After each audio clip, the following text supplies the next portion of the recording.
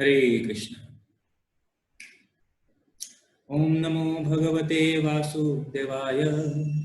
ओम नमो भगवते वासुदेवाय। ओम नमो भगवते वासुदेवाय। ओम ज्ञानतिमिरान्धस्य ज्ञानाञ्जनशलाकया चक्षुर्मीलितं येन तस्मै श्रीगुरुवे नमः। जय श्री कृष्ण चैतन्य प्रभु नित्यानंद श्री अद्वैत गदाधर श्रीवासादि गौर भक्तवृंद। हरे कृष्ण कृष्ण कृष्ण हरे हरे, हरे राम राम राम हरे हरे। हरे कृष्ण। तो आज हम चर्चा करेंगे भगवद गीता अध्याय 2 श्लोक संख्या 70। बहुत ही महत्वपूर्ण श्लोक है। आपूर्यमाणम् अचल प्रतिष्ठं समुद्रमापः प्रविशन्ति यद्वत् तद्वत् कामायं प्रविशन्ति सर्वे स शान्तिमाप्नोति न कामकामी। आपूर्यमाणम् अचल प्रतिष्ठं समुद्रमापः प्रविशन्ति यद्वत् तद्वत् कामायं प्रविशन्ति सर्वे स शान्तिमाप्नोति न कामकामी। आपूर्यमाणमचल प्रतिष्ठं समुद्रमापः प्रविशन्ति यद्वत् तद्वत् कामायं प्रविशन्ति सर्वे स शान्तिमाप्नोति न कामकामी। इसका अनुवाद इस प्रकार है। जो पुरुष समुद्र में निरंतर प्रवेश करती रहने वाली नदियों के समान इच्छाओं के निरंतर प्रवाह से विचलित नहीं होता और जो सदैव स्थिर रहता है, वही शांति प्राप्त कर सकता है। वह नहीं जो ऐसी इच्छाओं को तुष्ट करने की चेष्टा करता हो।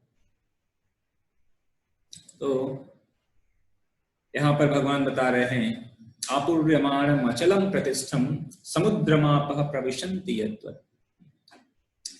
तो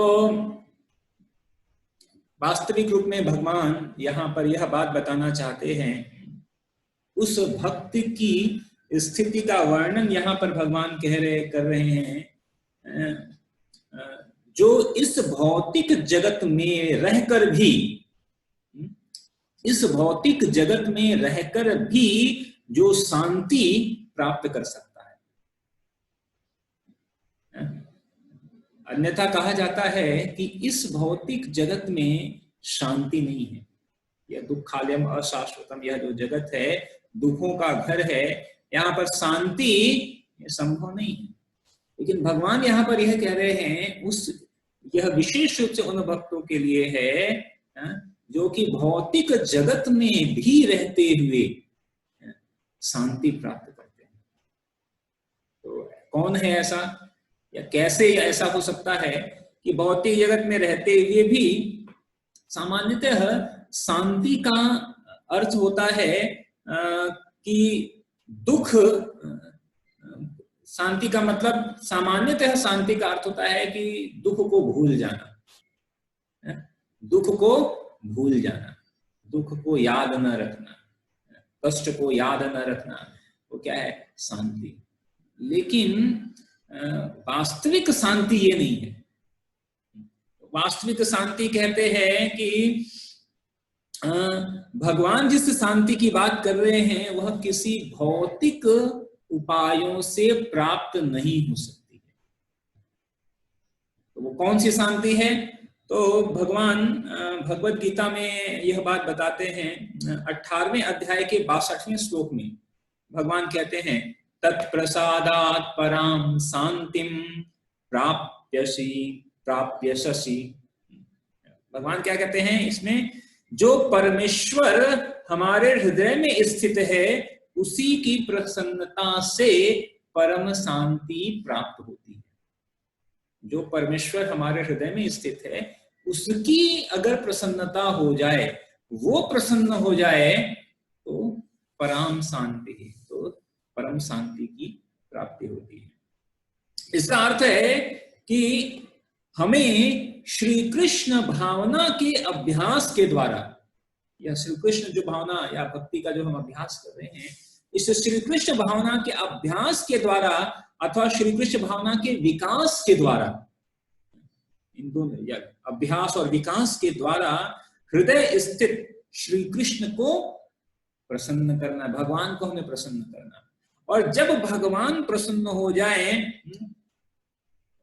तो वही शांति की स्थिति होती है। भगवान भगवत गीता में एक जगह पे कहते हैं, इसी दूसरे अध्याय के 66वें श्लोक में भगवान यह बात कहते हैं, न चा भवयतः शांति, अर्थात भावना के बिना शांति नहीं। 66वें अध्याय में 66वें श्लोक में कहते हैं, नास्ति बुद्धिर्युक्तस्य न चा युक्तस्य भावना न चा भवयतः शांति शांतस्य ततः सुखम, कि भावना के बिना शांति नहीं है। तो भगवान किस भावना की बात कर रहे हैं? हमारे आंदोलन का क्या नाम है? कृष्ण भावना। तो कृष्ण भावना के बिना शांति नहीं है। अगर कोई कृष्ण भावना अमृत की प्राप्ति कर लेता है तो वह शांत हो जाएगा। और भगवान कहते हैं कि बिना शांति के सुख नहीं है। तो जब तक शांति प्राप्त नहीं होगी तब तक सुख प्राप्त नहीं होगा। और यह शांति कैसे प्राप्त हो सकती है? कृष्ण भावनामृत के द्वारा ही प्राप्त हो सकती है। तो अब प्रश्न है कि यह कृष्ण भावनामृत है क्या? प्रभुपाद एक जगह पर कहते हैं कि कृष्ण भावनामृत का एक सरल अर्थ है कि प्रत्येक वस्तु को श्री कृष्ण की ही समझना। प्रत्येक वस्तु को किसकी समझना? भगवान की है। ये हर वस्तु भगवान की है। जब हम यह समझ लेंगे तो वास्तविक रूप में यही कृष्ण भावनामृत है। भगवान भगवद गीता में यह बात कहते हैं ना, भोक्ताराम यज्ञ तपसाम सर्वलोक महेश्वरम सुहृदम सर्वभूतानाम ज्ञात्वा माम शांति मृक्षति। इस फॉर्मूला श्लोक कहते हैं इसको। जो यह जान जाए, सुहृदम सर्वभूतानाम भोक्तानाम यज्ञ तपसाम, तो भगवान कह रहे हैं कि जो यह बात जान जाएगा तो कह रहे हैं ज्ञात्वा माम शांति मृक्षति। ऐसा व्यक्ति क्या कर सकता है? शांति प्राप्त कर सकता है। तो वही बात भगवान यहाँ पे पुनः और क्लियरिफाई यहाँ पर कर रहे हैं। भगवान बता रहे हैं कि जो व्यक्ति भौतिकता में रहते हुए वह व्यक्ति से कैसे शांति प्राप्त कर सकता है? अगर वह कृष्ण भावनामृत को स्वीकार कर ले। ठीक है, तो इसके ऊपर और हम चर्चा करेंगे। तो भगवान कह रहे हैं आपूर्यमाणम अचलम प्रतिष्ठम, कि जो पुरुष समुद्र में निरंतर प्रवेश करती रहने वाली नदियों के समान इच्छाओं के निरंतर प्रवाह से विचलित नहीं होता है। तो भगवद गीता में भगवान ने अर्जुन को उपदेश दिया। तो अर्जुन की किस बात पर भगवान ने यह उपदेश दिया है? यह उपदेश अर्जुन की किस बात पर दिया है? तो इसको अगर हम समझेंगे तो अर्जुन जो है कहता है, दूसरे अध्याय के 5वें श्लोक में अर्जुन कहता है कि गुरुजनों, विशेष रूप से भीष्म, द्रोण, इनको मार कर किसी प्रकार की क्या शांति होगी? इनको अगर मार दिया जाए या मतलब इनको मारने के बाद इनके रक्त में सने हुए राज्य को प्राप्त करने का क्या फायदा? अर्जुन ऐसी बात कहता है भगवान। और साथ ही साथ अर्जुन कहता है 2.8 में अर्जुन कहता है कि संपूर्ण पृथ्वी का राज्य, यहां तक कि देवताओं का राज्य भी यदि मुझे मिल जाए तो भी मेरा शोक दूर नहीं हो सकता है। मेरा शोक दूर नहीं हो सकता है। तो जब अर्जुन यह तर्क रखता है तो भगवान बतला रहे हैं कि देखो, भोगों के बीच में रहकर कोई भी व्यक्ति किस प्रकार शांति प्राप्त कर सकता है। अगर कोई व्यक्ति जो है भोग वृत्ति में लगा हुआ है, भोगों के बीच में है और वो भोग रहा है, तो किस प्रकार शांति प्राप्त कर सकता है? तो अब यहाँ पे भगवान यह बात बता रहे हैं कि भोग को स्वीकार करना और भोग को भोगना, यह दो अलग अलग बातें हैं। भोग को स्वीकार करना और भोग को भोगना ये अलग अलग बात है। अगर कोई भोग को स्वीकार करके स्वयं भोग रहा है तो यह क्या है, समस्या का कारण है। लेकिन अगर कोई व्यक्ति भोग को स्वीकार कर रहा है लेकिन स्वयं भोग नहीं रहा है तो समस्या का कारण नहीं है। कैसे और कैसे इसको समझे, तो अब भगवान यह बात इस श्लोक से समझ सकते हैं कि जिस प्रकार नदियों के जल में, नदियों का जो जल है वह समुद्र में प्रवेश करता है। प्रभुपाद तात्पर्य में लिखते हैं, यद्यपि विशाल सागर में सदैव जल रहता है किंतु वर्षा ऋतु में विशेषतः वह अधिकाधिक जल से भरता जाता है तो भी सागर उतने पर ही स्थिर रहता है। नदियों का जल क्या होता है, सारा समुद्र में गिरता है। तो जो समुद्र है वह संपूर्ण नदियों के जल को क्या करता है, स्वीकार कर लेता है। समुद्र जो है संपूर्ण नदियों के जल को स्वीकार करता है, लेकिन समुद्र सारे नदियों को जल को स्वीकार करने के बाद भी अपनी प्रतिष्ठा जो है बरकरार बनाए रखता है, वो बढ़ता नहीं। प्रतिष्ठा मतलब एक तरह से समुद्र के लिए क्या है, समुद्र का जल, समुद्र में कितनी नदियां अगर गिर जाएं तो भी समुद्र में क्या बाढ़ ऐसा नहीं आता है। जैसे नदियों में बाढ़ आता है, नदी में अगर जल भर जाए, वर्षा ऋतु में नदी में जल भर जाता है तो नदियों में क्या जाती है, बाढ़ आ जाती है। लेकिन समस्त नदियों का जल समुद्र में गिरता है, वर्षा ऋतु का जल समुद्र में गिरता है, लेकिन समुद्र में किसी भी प्रकार की बाढ़ नहीं आती। तो भगवान यह बात कर रहे हैं कि जिस प्रकार समुद्र जो है समस्त नदियों के जल को स्वीकार कर लेता है, समस्त नदियों के जल को स्वीकार करने के बाद भी जो समुद्र की जो प्रतिष्ठा है वह बढ़ती नहीं है, मतलब उसका जल स्तर नहीं बढ़ता है। उसी प्रकार कृष्ण भावना भावित व्यक्ति समस्त भोगों को स्वीकार कर लेता है लेकिन उन भोगों को स्वयं नहीं भोगता है। ठीक है, कृष्ण भावना भावित व्यक्ति क्या करता है, समस्त कोई अगर भोग ऐश्वर्य आ रहा है, कोई धन संपदा आ रही है तो उन समस्त भोग ऐश्वर्य को वह स्वीकार कर लेता है, लेकिन वह स्वयं उसको नहीं भोगता है, स्वयं प्रतिष्ठा के लिए नहीं भोगता है उसको। वो क्या करता है, उसको भगवान की सेवा में, भोक्ता राम यज्ञ तपसाम सर्वलोक महेश्वर, भगवान भोगता है, इस दृष्टिकोण से वह समस्त भोगों को स्वीकार कर लेता है। भगवान की सेवा के लिए उसको भगवान की सेवा में लगा देता है, उससे अपनी प्रतिष्ठा की वृद्धि नहीं करता है। यह बात, यही बात यहाँ पे भगवान बता रहे हैं। तो यह हुआ कि भोगों को स्वीकार करने के बाद भी, भौतिक जगत में रहते हुए भोगों को स्वीकार करने के बाद भी व्यक्ति शांति कैसे बना के रख सकता है, इस तरह बना के रख सकता है कि भोग को स्वीकार भी कर ले लेकिन उसको स्वयं न भोगे। तो यह बहुत ऐसे बहुत बड़ी बात है कि धन ऐश्वर्य होते हुए भी भोग को न भोगे, उसको क्या करे, भगवान की सेवा में लगाए। उदाहरण श्रील प्रभुपाद जी का हमारे पास ज्वलंत उदाहरण है। श्रील प्रभुपाद इतने ढेर सारे इतने मंदिरों को बनाया और प्रभुपाद के पास प्रचुर मात्रा में धन संपदा आई, लेकिन प्रभुपाद ने कभी उस धन संपदा को अपने लिए, अपने प्रयोग में नहीं लगाया। प्रभुपाद गए, एक जगह पे मंदिर बनाए, बड़े बड़े मंदिर बनाए, फिर मंदिर बना के आगे बढ़ गए, दूसरी जगह गए, दूसरी जगह मंदिर बनाए, आगे बढ़ गए, तीसरी जगह। इस संपूर्ण विश्व में कृष्ण की प्रसन्नता के लिए अनेक मंदिर बनाए, लेकिन प्रभुपाद ने कभी उससे आसक्त नहीं हुए। तो उसको स्वीकार तो किया, इतनी संपदा आने के बाद भी इसको स्वीकार किया। तो वो प्रभुपाद कभी भी अपने आप को कृष्ण के दास से बढ़कर कभी कुछ नहीं माने।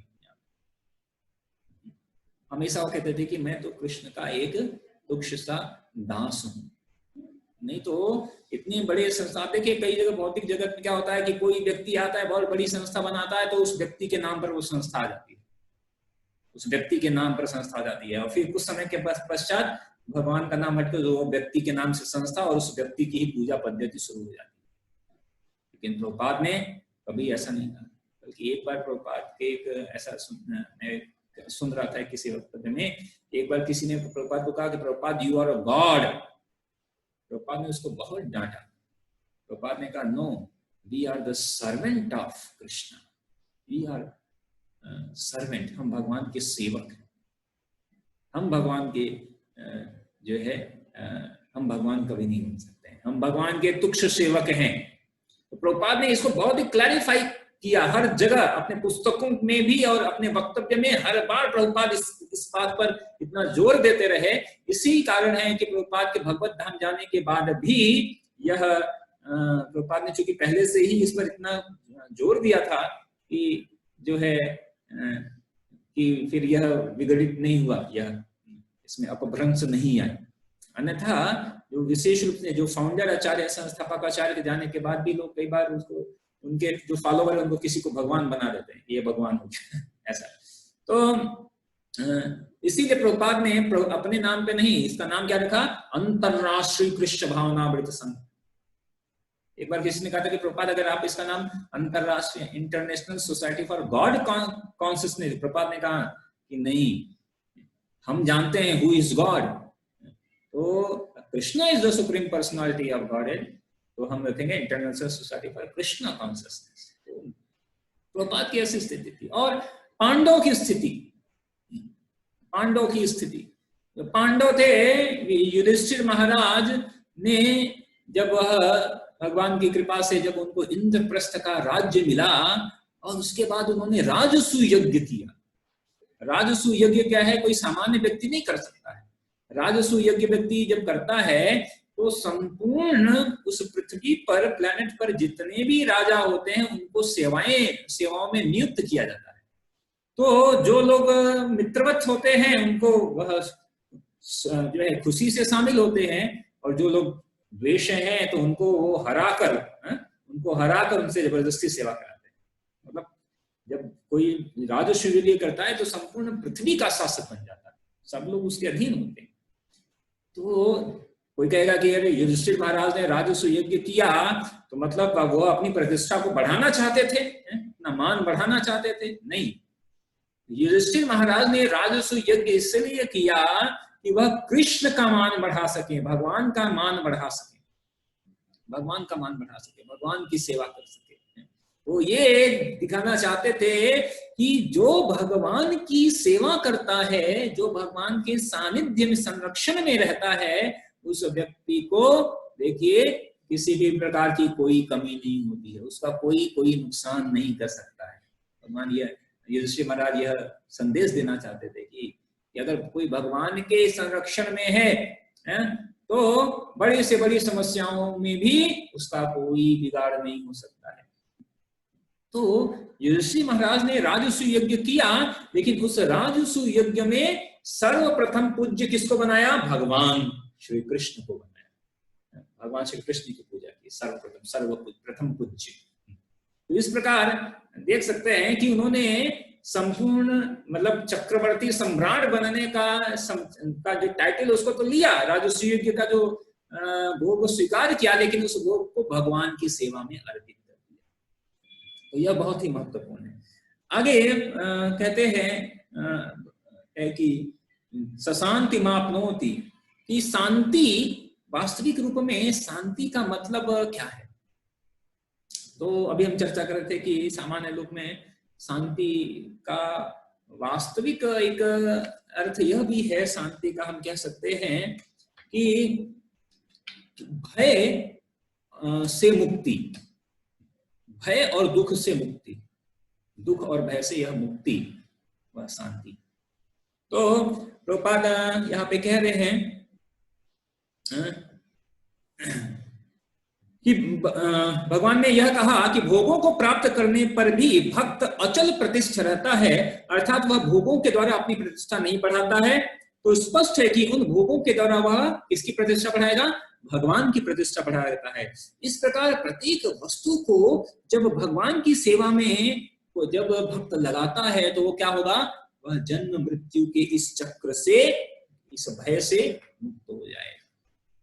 जन्म मृत्यु का इस बंधन जो है, तेषामहं समुद्धरता मृत्यु संसार सागरात भवानी न चिरात पार्थ मय्या वेशित चेतसा। यह मृत्यु रूपी जो सबसे बड़ा जो भय है वह क्या है? मृत्यु का, जन्म मृत्यु जरा व्याधि। तो जब भक्त जो है वह भगवान की सेवा में लगता है तो वह जन्म मृत्यु के भय से भी मुक्त हो जाता है। इसी बात को भगवान कहते हैं कि वह शांति प्राप्त करता है। शांति का मतलब यह भी है ना कि किसी भी प्रकार का उसे भय ना, वो क्या है? अभयम, अभयम भयमात्मनि भूयिश्च। ओम श्री नरसिंहदेव भगवान की प्रार्थना में बोलते हैं अभयम, भगवान क्या कहते हैं? अभय प्रदान करते हैं। नहीं तो जो डरा हुआ है वो कैसे, वो शांति उसको कैसे रहेगी? जब किसी के पास जैसे कोई धन हो जाता है, किसी के पास, उसको डर होता है कि कहीं मेरा कोई धन चुरा न ले जाए उसको डर है कि कोई मेरा धन छीन न ले जाए, तो वो क्या है, तो उसको वो अशांत रहता है, कहीं क्या होगा, ऐसे क्या होगा। एक बार प्रभुपाद के पास एक व्यक्ति आया, एक व्यापारी, और उसने कहा कि प्रभुपाद मेरे पास इतनी ढेर सारी फैक्ट्री है, यहाँ फैक्ट्री है, वहां फैक्ट्री है, इतनी फैक्ट्रियां हैं, लेकिन क्या करें, मुझे नींद नहीं आती है, बहुत अशांति है, शांति ही नहीं है।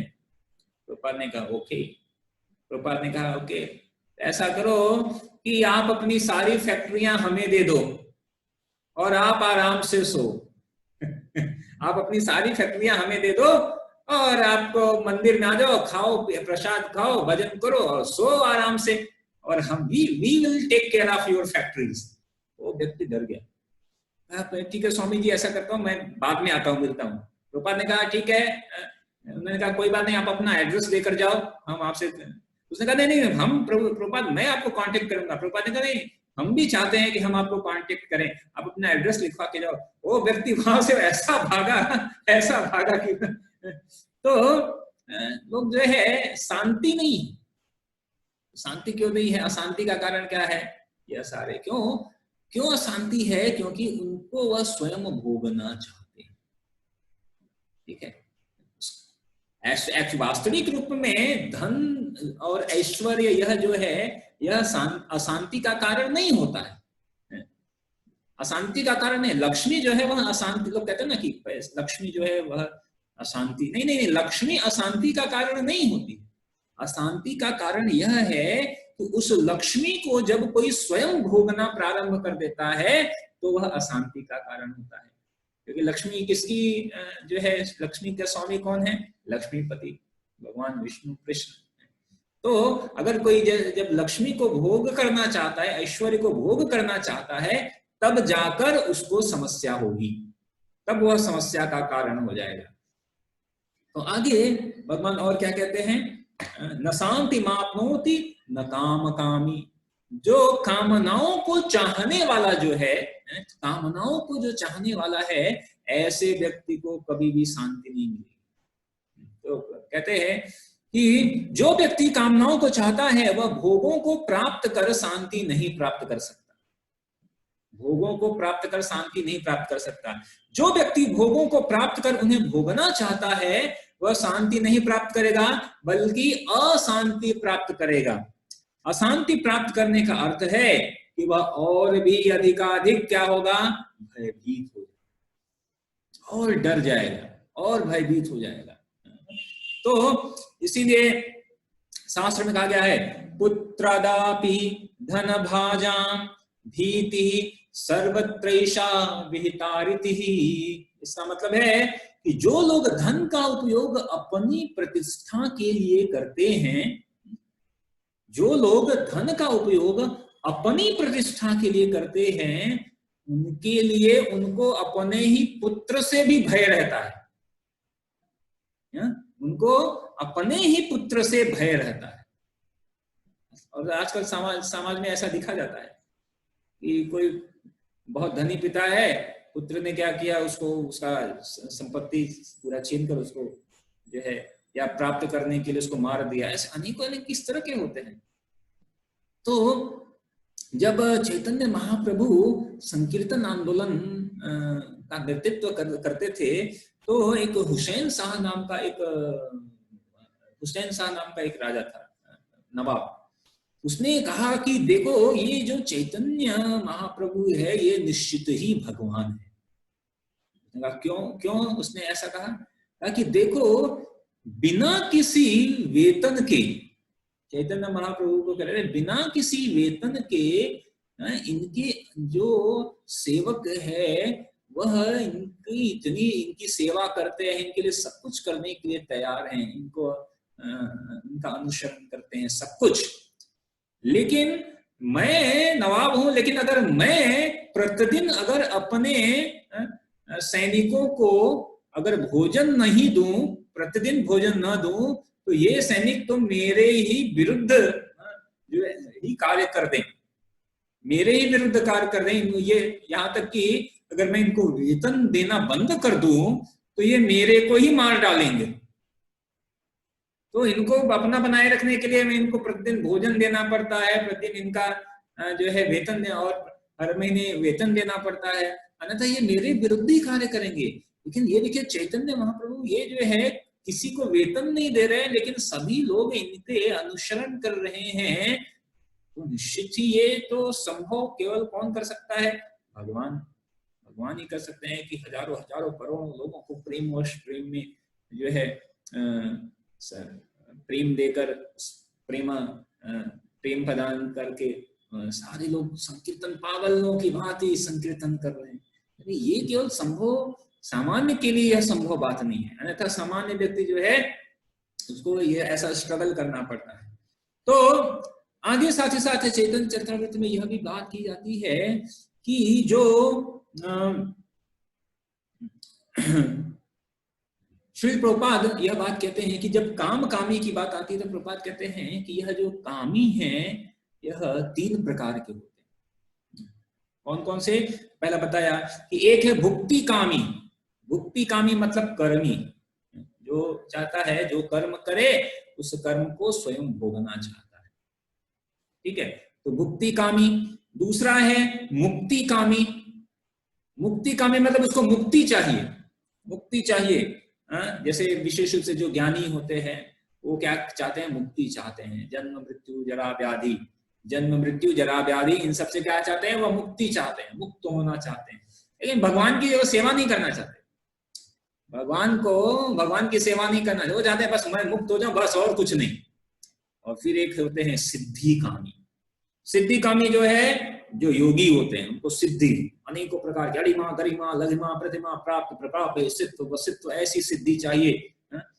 ऐसी ऐसी सिद्धि होती है कि पूरा ब्रह्मांड बना दे, या किसी के वश में कर ले, उड़ने लगे, हल्का हो जाए, भारी हो जाए, बहुत तरह की सिद्धि होती है, अष्ट सिद्धि। तो अष्ट जो योगी गण हैं वो सिद्धि प्राप्त कर।